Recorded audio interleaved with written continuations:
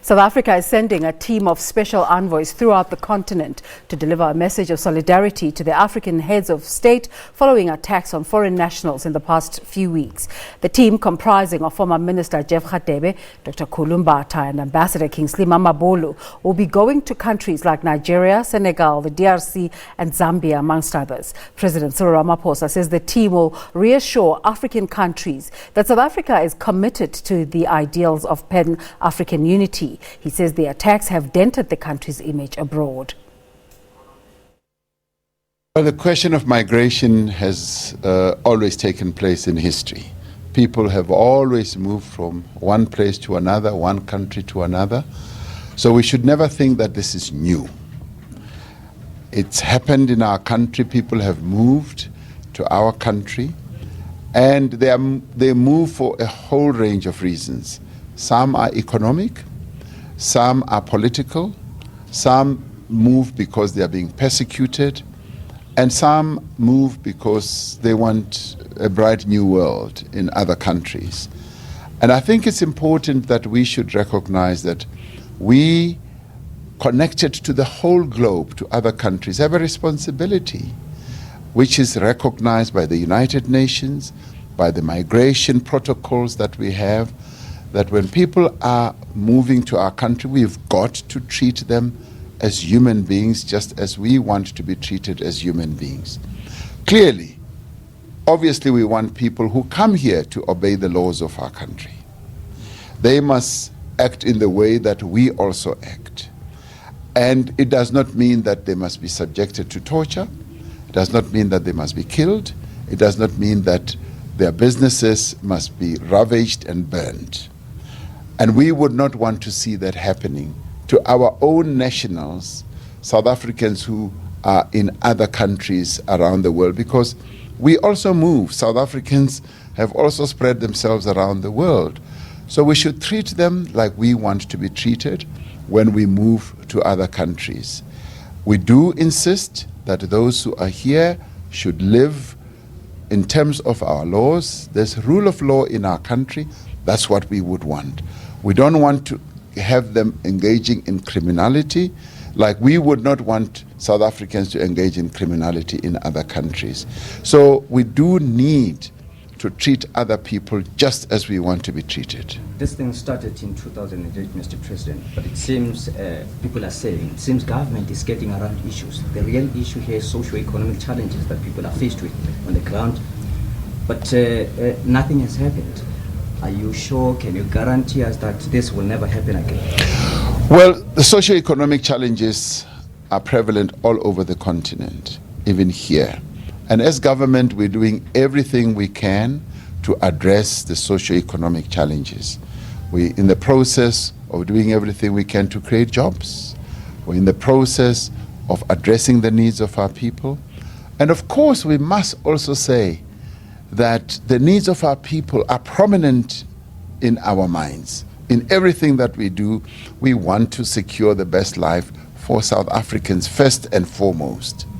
And in doing so, we're taking various steps. We're doing every program that we can to make sure that their lives are better, they're better secured. Clearly, we have to promote social cohesion. There's got to be a good way of living side by side. And this is where I am so grateful that Bishop Sono here and this church are involved in a variety of programs that are aimed at solidifying the social cohesion that we need in society. They are extending a hand. They've been to the places where those displaced foreign nationals are. They've taken food, they've taken various other commodities to them. That shows that South Africans do care. We don't want this to happen again.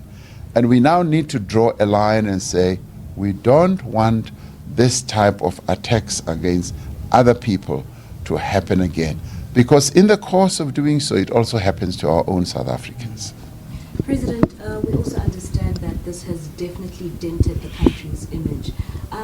Looking at that image which has been dented, what is it that government plans to do to turn that around and to ensure that we are not looked at as that country that attacks its own people?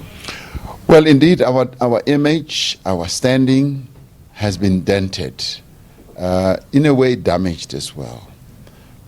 I've taken steps to send envoys around various parts of the continent. Former Minister Jeff Radebe is going to Nigeria and to West Africa.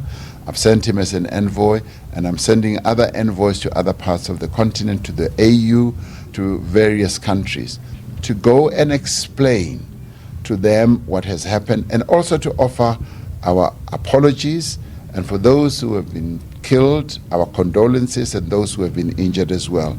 So we will be trying to repair the damage that has been caused by all this. It is a very serious issue that we need to attend to. And so we're going to be quite active in repairing that damage. It will take time. It will take quite a long time, but we've got to do it because our standing on the continent has always been high, and this has lowered it quite considerably.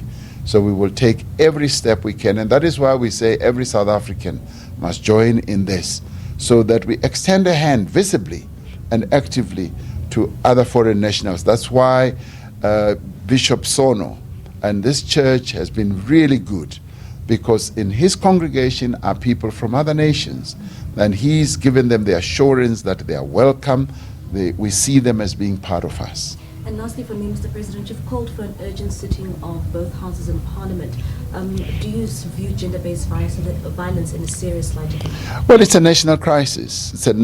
Gender-based violence is a national crisis, and it is the reason why I've decided to call for a joint sitting. We've got to address it. Every day we hear of the killing of children, the killing of women, the raping of women, and this has to stop. So therefore, I want this National Assembly as well as the Council of Provinces to get together to discuss this matter, and we must come up with interventions. The women of our country have said we must declare it as a national emergency. I want Parliament to discuss that, to come up with the interventions that will give it that urgency that we need to deal with.